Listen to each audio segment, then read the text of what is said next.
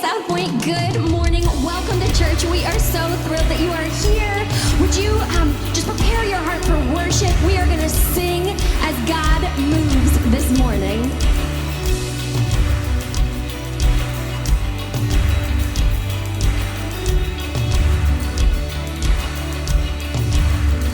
When you move, darkness runs for cover. And when you move, no one's turned away. Where you are, fear turns into praises.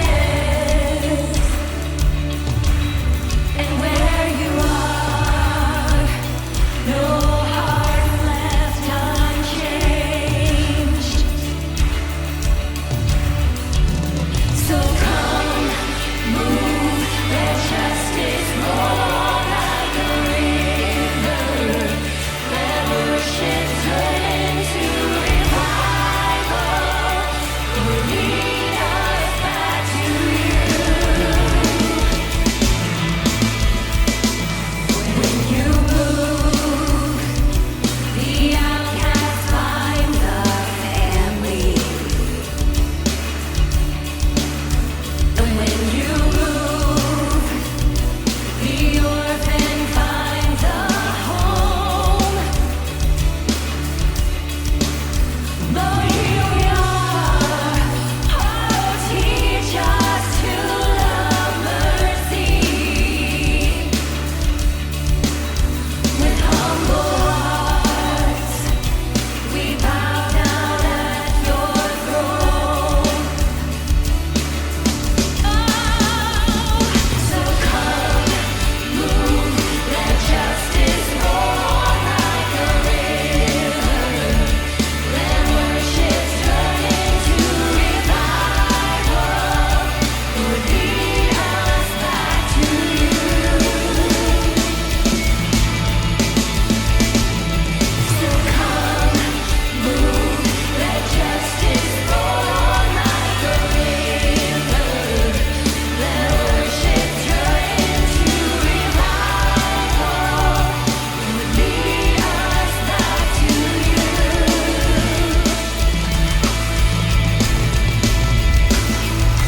King of all generations,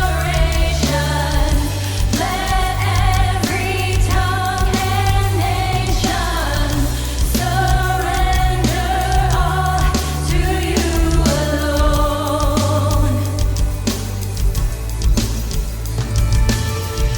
King of all generations, let every tongue and nation surrender all to you alone. So come, move, let justice roll on like a river. Let worship turn into revival. Lord, lead us back to you. Oh, so come, move, let justice roll on like a river. Let worship turn into revival. Lord, lead us back to you. Father God, we thank you that you are moving in our midst. You are moving in our country and in our world. You are moving in our hearts. You are the King of every tongue and nation, God. We love you. We honor you. We praise you. Would you open our eyes and ears to hear your word through the pastor this morning? God, we love you. It's in your son's name we pray. Amen. That song is so good. I love the call from the book of Amos that says, "Let justice flow down like a river." God is faithful to move and work through his people, and that's what we are asking him to do today, to move and work through us. It's such a good song. And hey, we wanted to let you know that our middle school students will be meeting this afternoon for their final in-person small group. Guys and girls will both be meeting from 3 to 4 p.m. at Dorsey Park. And it's cold out, so we're going to bring some hot chocolate for them. Yes, I hope marshmallows too. Can't have hot chocolate without marshmallows. We might have hot chocolate without marshmallows. I'm not sure. Oh, sorry. Okay. Okay, before we jump in, we want to make sure that you know that baptism is coming up on November 15th. And at South Point, baptism is a big deal because it's a huge step of obedience and faith. It's really the outward symbol and celebration of your inward decision to follow Jesus. So if you or someone in your family is interested in taking the spiritual step, just head to southpointforyou.com/baptism to sign up, and we will reach out to you with the details. And parents, have you ever wondered, how do I know if my child or student is ready for baptism? Or maybe you've wondered how to even start the conversation about baptism? Or maybe you've even questioned, what does it mean to be baptized? If you've had any of those questions or any others, we would like to invite you to a roundtable discussion that our family ministry team is hosting. You can join us right here at 7 o'clock tomorrow night, November 2nd. This will be a live event where you can interact via the chat and ask any questions that you have. Yep, and for adults, Pastor Matt is going to lead an online baptism class on November 5th. So when you sign up for that, we'll send you all the details that you need to attend that meeting. So this is a very important next step. Very important step. Yes. Take note. Very important. If you are even considering baptism, whether you're an adult, a child, or a student, your next step is to sign up at southpointforyou.com/baptism, and we'll reach out and make sure you get to where you need to go. So, hey, it's time to jump on into the message. And if you're like me and maybe sometimes you lose your cool, then let's lean in today. So let's go to the chat and say, "Help me, Jesus," if you need some help surviving the age of rage. Help me, Jesus. Welcome to South Point Church Online. We want to welcome you wherever you're watching at from today. And if this is your first time joining us, we're fired up that you're here today. My name's Matt, and I'm part of the team. Hey, we're in week 2 of a series called Surviving the Age of Rage. And last week together, we discovered a truth that both science and God tell us. As a matter of fact, I'm going to put it up on the screen for us, and it's this right here. Rage is contagious. Rage hurts relationships, and it's physically damaged. Matter of fact, last week together we discovered rage never helps and it always harms. And if this is true, it led us to ask a question last week that we all need an answer to. And here's the question that we asked, and we're going to put it up on the screen. And it's this: how do we avoid rage and its consequences when life daily dumps fuel for outbursts into our lives? Listen, as you and I go through the craziness of life, every day there's a little bit of fuel for rage dumped into our life. And how do we deal with that? Now, here's the good news. Today's message is going to stand on its own. And if you happen to miss last week and you'd like to catch up, you can go to our YouTube channel or to our website and you can watch on demand. Hey, I want to dive in today by sharing a statement that I think I've said in the last month more than I have maybe in my whole life. And you might be wondering, Matt, what statement have you said in the last month that you maybe have said more than your whole life? I'm going to put it up on the screen, and I want to prepare you. You might not be thinking of something that you thought I would say, but here it is. I feel thin on the inside. And as I was going to share this with you, it began to make me think, in this season where science tells us most of us are dealing with low-grade anger, I wonder, has anyone else said, I feel thin on the inside? Or maybe you said some other things. Maybe you told your kids this statement we're going to put up on the screen, and it's this right here: I'm at the end of my rope. Maybe you said this to your spouse. The next one is this: nothing left in the tank. Hey, babe, sorry, but there's nothing left in the tank. Maybe you've had a demanding boss, and here's a phrase that you've said. You said, hey, I'm stretched beyond my limits. And then here's a phrase that I know I've said, and I was wondering if anybody else has said. Maybe in a quiet place, this is something that we uttered to God, and we're going to put it up on the screen, and it's this: I'm done. I wonder, have you said any of these statements? Maybe you've said all of them. And I want you to know that you're not alone, because I've said all of these in the last couple of months. But these statements require us to be honest. Like, our emotional exhaustion these statements remind us of a truth that like we're in danger and so are other people because we're exhausted emotionally, right? We're on the razor's edge where the slightest little thing could push us into an outburst of anger and rage that damages ourselves, our relationships, and those around us. And here's something that you already know. There's a cause for feeling like this. Matter of fact, there's one big primary reason we will all make statements like this, and it boils down to one word. And you might be asking, what is this word? And the word is going to make you feel that way, and it's this right here. It's stress. Maybe you want to type that in the chat this morning. You just want to type in stress. Stress is what makes us feel done. Stress is what makes us go, I'm at the end of my rope, or I feel thin. Stress is what leads us there. And by the way, this isn't my opinion or some pastor's idea. This is actually backed by research. And this is what it tells us. Matter of fact, I found an article by the British Association for Anger Management, and it was from this past June, and I'm going to put it up on the screen. And it says this. It says, that is so because stress plays a major role in anger outbursts. Studies, again, science studies have shown that we find it extremely difficult to keep our anger in check and maintain calmness during stressful situations. Stress is a major driver of our anger and outbursts. And it goes on to say this. The effect of stress can be so telling that it can leave us vulnerable to anger outbursts, so much so that we can express our rage regardless of where we may be. This is why you'll see people flip out in the grocery stores. You'll see them flip out at work at the water cooler about a conversation. It's why you'll see people flip out in front of their kids or at their spouses or even online.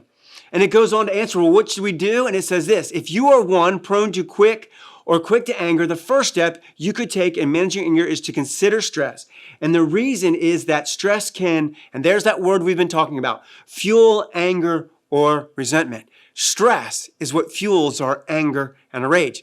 And it wasn't just the British Association of Anger Management this June of 2020. Matter of fact, Ohio State University, their medical center released an article the May of this year, 2020. And here's what it says. I'm gonna put it up and it says, first and foremost, increased frustration and irritability can be a common reaction to, you guessed it, stress. With the current pandemic, many aspects of our daily lives are more stressful than usual. There it is again. What's the fuel for this anger and this rage that creates harm in our lives and the lives of others? Well, stress. And it goes on to say this. During times of increased stress, it can be particularly important to check in with yourself, to take a moment to pause, to notice how you're thinking and feeling, and acknowledge that the feelings of frustration are a normal reaction to increased stress. It is stress. And is there a next slide for that, or is that it? And so go back to that one. And so it leads me asking a question as I was kind of thinking about this. Where does this overload of stress come from? Like, where does this all come from? And as I was thinking about this, I wrote a question down this week. And when I wrote the question down, I was like, hey, God, there's no way that I'm sharing that this Sunday. Because if I share that question, people are going to get mad and people might check out. But as I wrestled with this question, I realized that there was a nugget of truth that might set us free. So as I asked this question, if your first response is to check out, I would ask that you would stay with me just for a while because there might be some truth that sets us free. And here's the question that I wrote down, and I'm going to put it up on the screen, and it's this. What if the overload of stress is a self-inflicted choice? Now, I get it. You might be going, Matt, I didn't ask for the pandemic. I didn't ask for all the things that go with it, and those things have created stress. And the answer is yes, that's fair. But if we're all honest, as we go through life, life gives us things that are stressful that weren't really our choice. And listen, I'm with you. Whenever I feel thin, I really want to blame it on others. But what if the overload of stress is something that maybe we're not taking as much responsibility for ourselves as we should? Which leads me to share a story that happened to me a couple weeks ago that I think illustrates what if the overload of stress is a self-inflicted choice. And so here's a true story that happened to me a couple weeks ago. Occasionally I'll have evening meetings.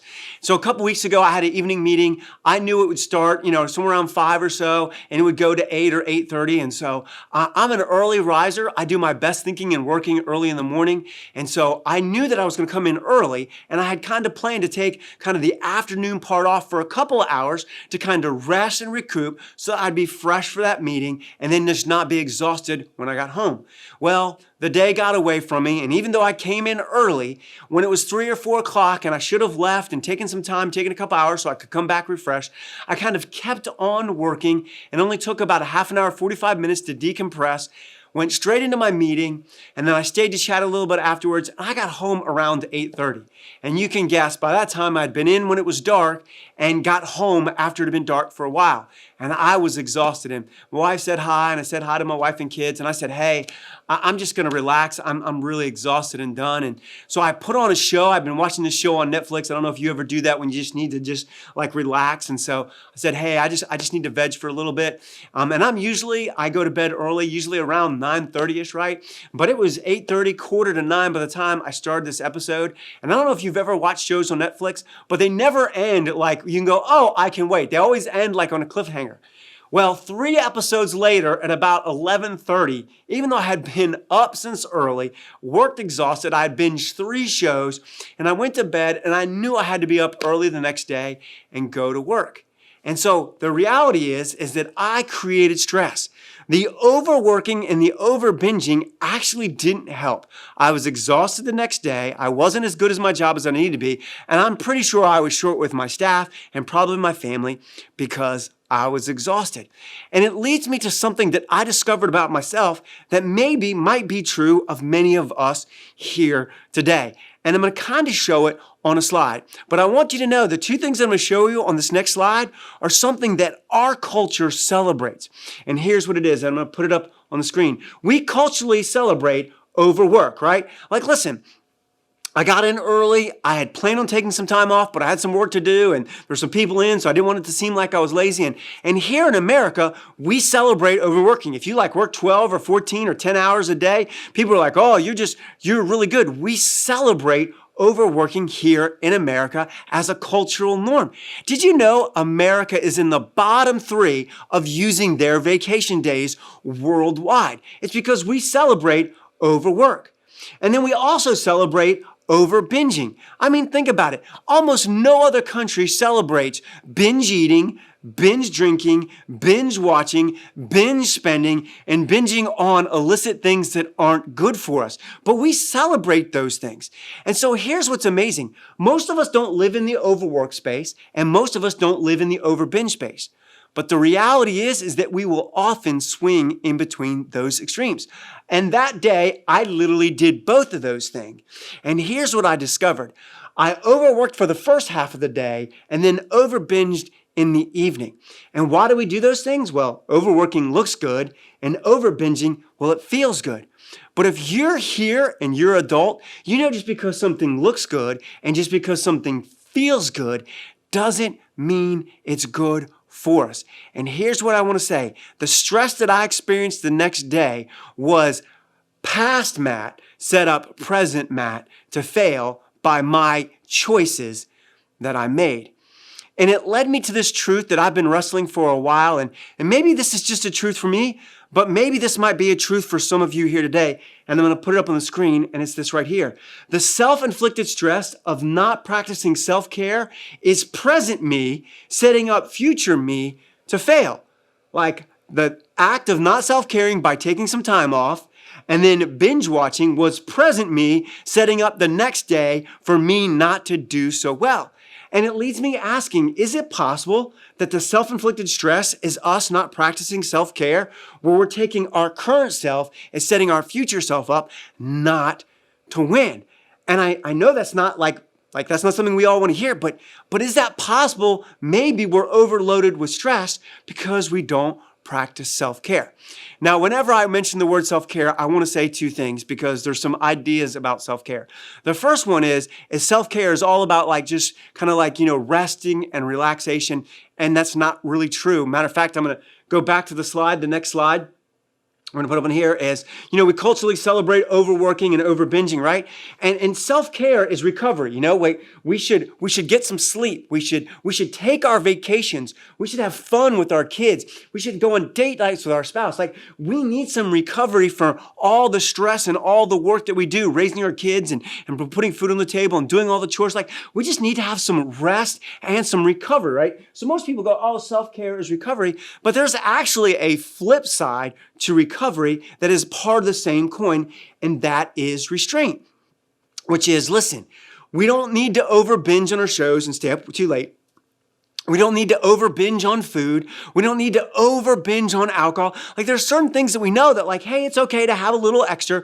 But when we continue to over binge, self-care is to go, no, I know if I do and have too much of that, it's actually, while it feels good, is going to be bad for me. Self-care is both recovery and restraint against the things that look good of overwork and the over binging of feels good. And I understand that we have a lot of people here in different spaces when it comes to where you're at with saying yes to Jesus. And you might be going, what does self-care have to do with like following Jesus? And here's what I'm going to say. I've read the Bible front to back a whole bunch of times, and I'm not bragging, but here's something that I would say. God from the beginning has says the best thing that we can do for ourselves is make decisions to care for ourselves, to make decisions that lead to life and goodness. And God consistently calls humanity to stop making decisions that lead to death and destructions. I think God has been about self-care way before modern psychology came up with this phrase that we should care for ourselves. That's something that God has been asking for a really long time, right? And so it leads us into this question. In this crazy world, right? It's a crazy world. It's a hectic world. And we've got kids and jobs and all the things they need to do. How do we practically do self-care? Like, what does that actually look like in everyday life? And this is why I say every week, this is why I'm a passionate follower of Jesus. It's what I love about God, Jesus, and the Bible. Jesus addresses real issues in real ways with real practical help for everyday people. Jesus doesn't just give us these pie in the sky ideas that don't help us in everyday life. Matter of fact, Jesus addresses this very issue. If you've ever made the statement, I'm thin, I'm overwhelmed, I'm at the end of my rope, I have nothing left in the tank, and I'm done. Because humanity has been saying that since the beginning. And so we're going to look at an eyewitness account where Jesus actually addresses this. So we're going to see it. And an eyewitness account of the Gospel of Matthew, we're going to put up on the screen, and it says this.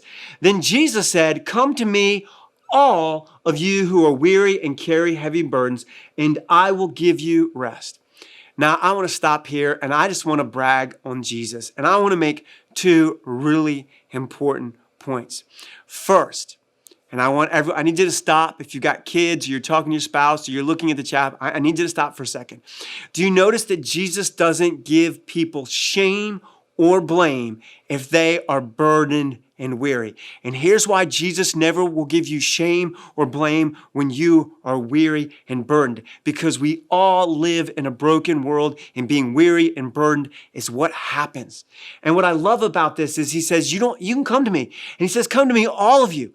This isn't like, hey, if you've got it all together, hey, if you've never made a mistake, hey, only come to me if the burdens are because someone else put it on you. No, even if you made the mess yourself, even if you don't know that he's really there, his invitation isn't about shame or blame, and it's to all. I mean, that's how much Jesus is for you, for me, and for we. And then he says this, take my yoke upon you. And then he goes on and says this, let me teach you, because I am humble and gentle of heart, and you will find rest for your souls. I wonder how many of us in this season, in the age of rage, need to find rest for our souls. And what I love about what Jesus says is he says, listen, let me teach you because I am humble and gentle. I mean, Jesus is the one, as they nailed him to the cross, said, Father, forgive them. Where it says he's gentle, Jesus says, no one put me on the cross. I went there because I am for you. I love how Jesus doesn't give us shame or blame, that he comes to us full of love. And he's able to do what the world cannot, and that is to give us rest for our souls. For my yoke is easy to bear, and the burden I give you is light. Jesus offers you, Jesus offers me, Jesus offers all of us, regardless of where you're at, whether you have no faith, different faith, or you said yes to Jesus, an opportunity to come and learn from him and experience rest in our souls. Well, what does that look like? And so if I was going to take Jesus' word and kind of in words and kind of put it in a sentence, here's what I would say, and it's this. Surrendering to Jesus is a self-care that protects us from self-inflicted stress. See, what I love about Jesus is he says we have to get rid of our yoke and we have to take his. That word is surrender. That means we need to let go of the American model of overworking and over-binging. You know, I was talking to a couple of friends earlier this week, and I was talking about how much of the stress in my life is driven by my insecurity and my hurt, that I want approval and I want to feel successful. And that's not what Jesus calls us to. Jesus says, I love you, I'm enough. And we can let go that model of overworking and over-binging. And then we need to learn. We need to learn and practice what self-care looks like that protects us. You know what's amazing is that when God took a whole nation and he created a culture for them, do you know that he gave them 3 mandatory weeks of vacation? You can look it up in the Old Testament. Jesus commands us to get rest. Matter of fact, Jesus in the middle of the storm was so exhausted, he was sleeping on the cushion. You know what? Jesus and God ask us to take care of ourselves, but we have to let go and to surrender to him. And so today, I could spend 4 weeks on each of the next 3 subjects.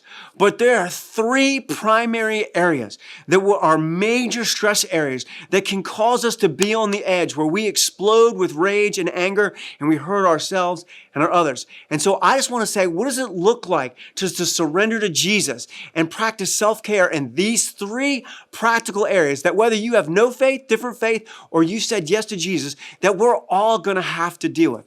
And here's the first main area we're going to put up on the screen, and it's this. Physically. Matter of fact, if you don't believe me, this is exactly where Snickers came up with their campaign, right? Are you hangry? And they show someone and they're all like angry and mad and they say, here, eat a Snickers. It's because there's an old adage. I don't know if you know this about me. But when I became a follower of Jesus, I had some addiction issues and I had to go through the recovery process.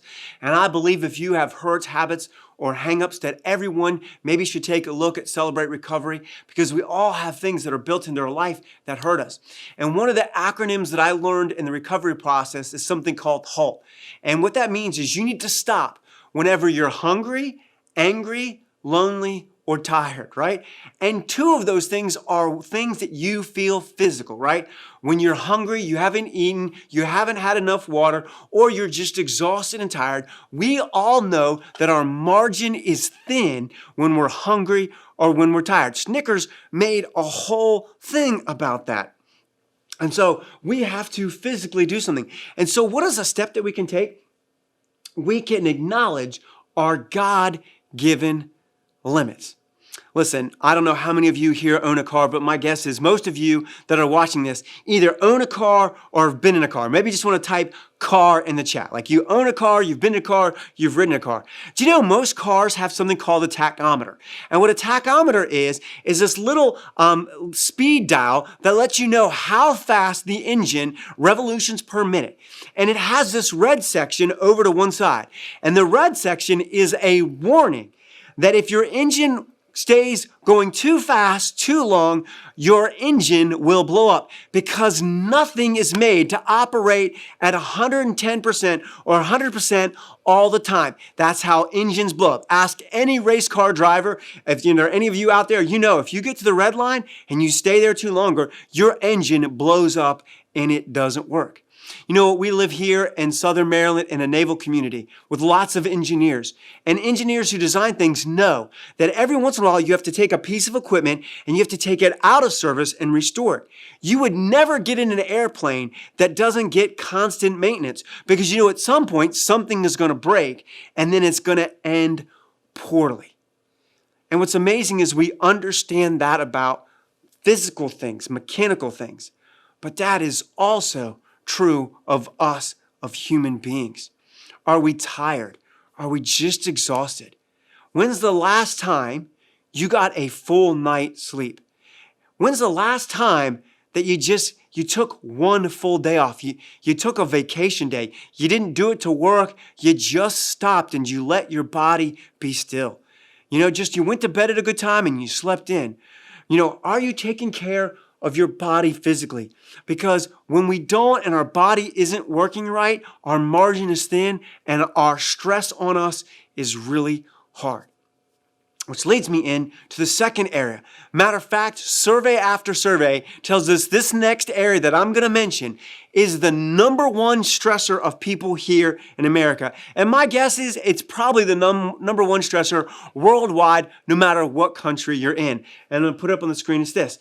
It's financially, right? This is the thing that causes lots of arguments in marriage, right? Money. It's the thing that we worry about, money. It's finances. And so how can we reduce the stress? How can we practice self-care when it comes to finances? And we can accept God's wisdom about wealth. True story. This was before COVID. I was spending some time with my family and I was riding in the car with my adopted dad. And it was just me and my adopted dad. And I was talking to him about how he raised us. And now that I'm a dad and I'm raising my kids and I'm putting them through college, I looked at my dad and said, I don't know how you did it, Dad. How did you do it? And how did you work so hard and pay for everything? And I was talking about car insurance, college bills. And then I looked my dad in the eye and I said these words. I said, Dad, I remember what you taught me about money. And my dad, before I could finish my statement, uttered these words. Oh, that you should save the first 10% of your paycheck. And I gave him one of those looks that you said, you ever seen your dog kind of give you that and that's what it is. I go, no, Dad, you never taught me that. And I love my adopted dad. My adopted dad is awesome. He taught me lots of great things, but he never stopped me down and kind of taught me about finances. I go, no, Dad, you taught me that I should give the first 10% back to God because he's given me everything that I've given. I wish you would have taught me the thing you said first because I've been practicing this other thing. And had I been practicing saving 10%, maybe I wouldn't have as much stress in my life today because past me would have set up current me to be better, right? And so listen, there's some wisdom in the Bible about managing our resources, about generosity is kind of a recovery. It lets us love others and allows us to be generous towards ourselves. And then there's a thing called saving. Budget isn't a prison. Budget actually helps you. And listen, I want to say something. Listen, debt is not a sin, but it is absolutely a shackle. If finances are the number one stress in our life, what if we accepted God's wisdom about wealth? And did you know at South Point, we actually have small groups around this whole idea. We do a Dave Ramsey class, and we also have I was broke, and now I'm not. Because here at South Point, we are for you, and we want to give you practical resources. So if we want to have less stress in our lives and create less self-infliction, the first thing we need to do is go, is present me setting up future me to win physically? Am I acknowledging my God-given limits? The second thing we need to do is go financially. Is present me setting up future me to win? Have I accepted God's wisdom about wealth? Am I using good things and accepting those and doing those so I'm not stressed about debt and bills and all those other things? And those are two big stressors. And then here's the third big stressor that I've experienced, and we're going to put it up here on the screen, and it's this. It's relationally. Listen, if you're here and you're married, you know exactly what I'm talking about. When you're not winning in your marriage, you don't feel like you're winning at life. If you're here and you're a parent and you don't feel like you're winning at parenting, it's hard to feel like you're winning in other areas. That we want to win relationally. And it's often the relational tension, the relational disconnect, the relational discord that creates stress in our lives, especially with our family and our coworkers and our friends, right? That is a key area of stress in our life. Well, what we can do is we can act on Jesus' rule on how to treat people, right? Jesus tells us what we should do. We should love people the way Jesus loved us. Now, when it comes to relational self-care, there are two things that I've learned. One is we've got to practice forgiveness. I've talked about that. You can go and look at that. But we should practice forgiveness and we need to practice healthy boundaries. And those two things will really help us both do recovery and restraint.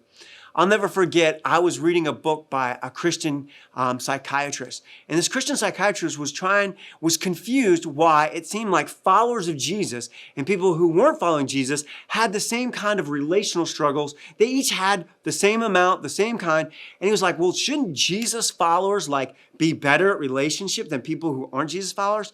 And he said, I discovered a truth, and I'll never forget the words in the book that I read, and I'm going to share them with you today. And here's what this Christian counselor, the psychologist, who worked with thousands and thousands of people for 20 years. And he said this, he goes, I've discovered relationships are like bank accounts. You're either making deposits or withdrawals. And if you continue to make more withdrawals than deposit, eventually the relationship fails. And so I want to ask, if you have some relational discord, if you have some just anxious and some things that aren't going well, have you acted on Jesus's rule on how to treat people? Are you loving them? Are you treating them the way you want to be treated? Are you making deposits? Or are you the kind of person that is continuing to make withdrawals and you end up with relational discord? And so I want to ask, when it comes to your relationship, is present you setting future you up to win? Because all three of these things tend to be the biggest stressors. And when these get out of whack, not because of the outside world, but because of the choices, either we chose to overwork and we ignore these things, or because we overbinge and then we get the consequences of these things. It leads us all asking the question that God told me to ask myself. Hey, Matt, is current Matt setting future Matt up to win? God loves us and God is for us. But because of love, God allows us to make choices. And our choices might be creating self-inflicted stress that we don't need. And if I was going to sum up this whole thing, if I was going to go, hey, listen, I need you to stop and just draw in. If I wanted you to hear this one thing, I would sum it up this way and put it up on the screen as this. Jesus-led self-care lets present you set up future you to win at life. And here's what I know. If you're here today and you're kind of curious, but you're not really sure about this Jesus thing, maybe your family really wasn't into the God or Jesus, you had some different faith background. Maybe you grew up in church and you said yes to Jesus. Regardless of where you're at, the reality is that we hope that present us sets future us up to win. And Jesus tells us that if we let him lead us in self-care, if we let go of the model of overwork and over binge, and we surrender and we learn from him how to do recovery and how to have restraint.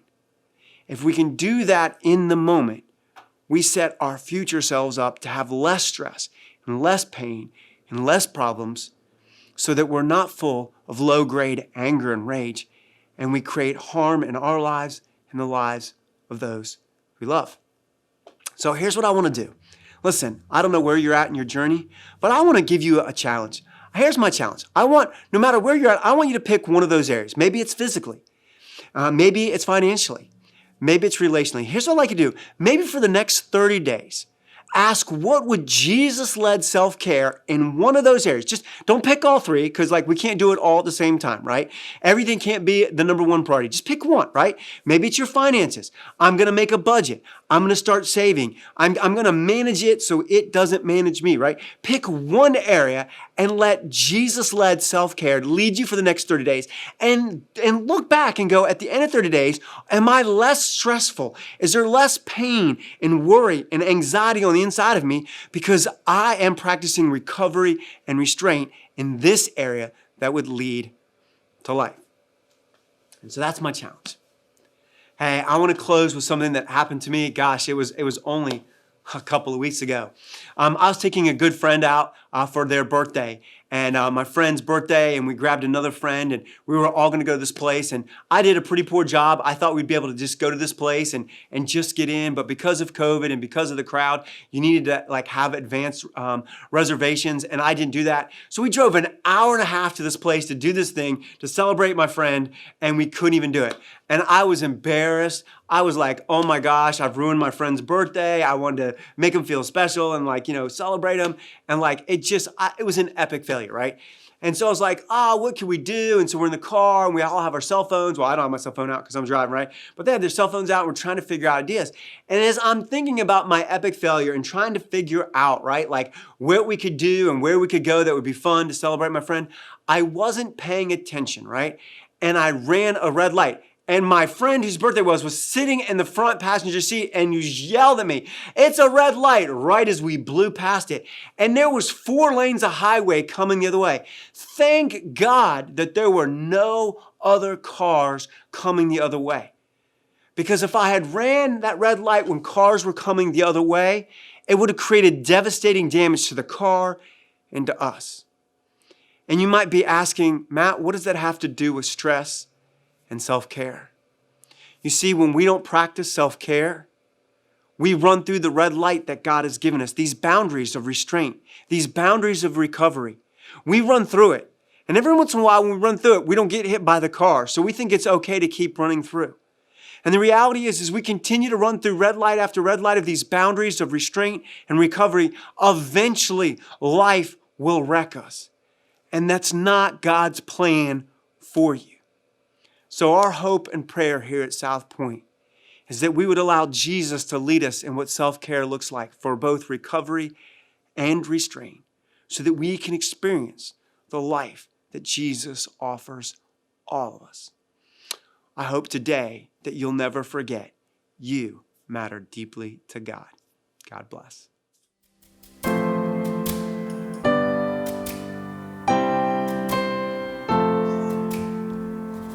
You unravel me with a melody. You surround me with a song of deliverance from my enemies till all my fears are gone. I'm no longer a slave to fear. I am a child of God. I'm no longer a slave to fear. I am a child of God. From my mother's womb, you have chosen me. Love has called my name.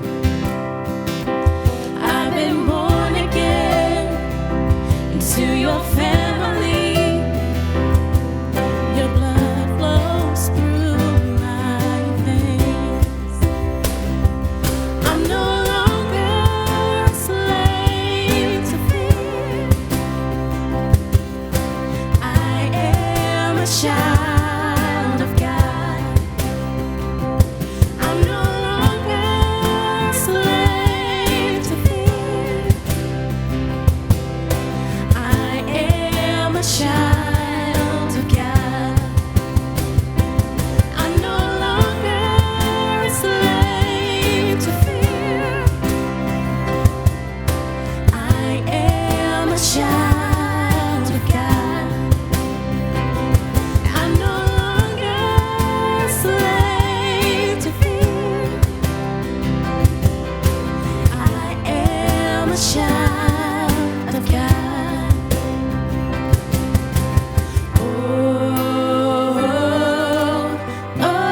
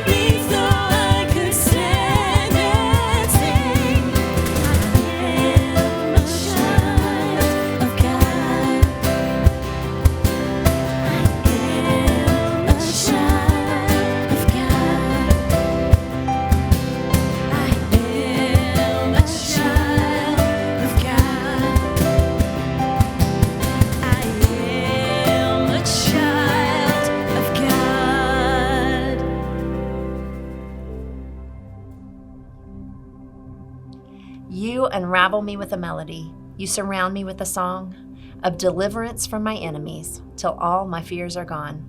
That's our prayer for all of us this morning, that we would be free from the fear of bondage, that we wouldn't lose our minds and our souls, but we would be able to love each other, and we would already know what God has settled for us.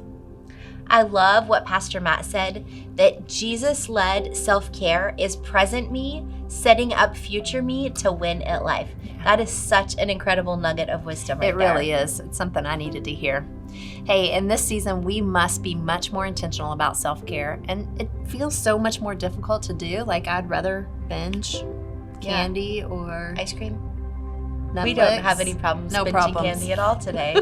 So, hey, as we wrap up for the day, we just wanted to say thanks for your ongoing financial support of the mission of South Point. Yes. God has been so faithful, and you guys have been so generous. The mission has never had to slow down here. And Paula, I know that this was a big week for your team at the after school program, so you want to tell us kind of what's going on? Yes. After 7 long months, we opened the doors at the after school program again this week, and it was so exciting to be back with the kids. They are so cute and fun, and to make everybody healthy and safe, we're having families come one at a time, brothers and sisters, meeting with them to help them with their online schoolwork. And we're going to continue this if they choose to go back to in-person school or if they choose to continue online learning.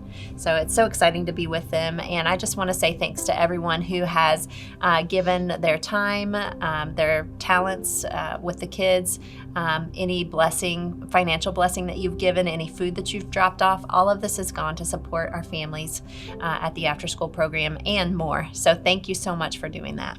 That is so awesome. Yeah. So that's all the time that we have for today. So we're going to wrap it up here. But the host team will be around for a few more minutes. If there's anything we can do to serve and support you, we'd love to pray with you or answer any questions that you might have about baptism.